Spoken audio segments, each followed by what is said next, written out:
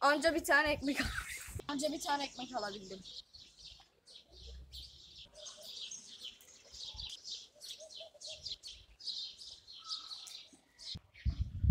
Aha geldi, çorabını söktüm.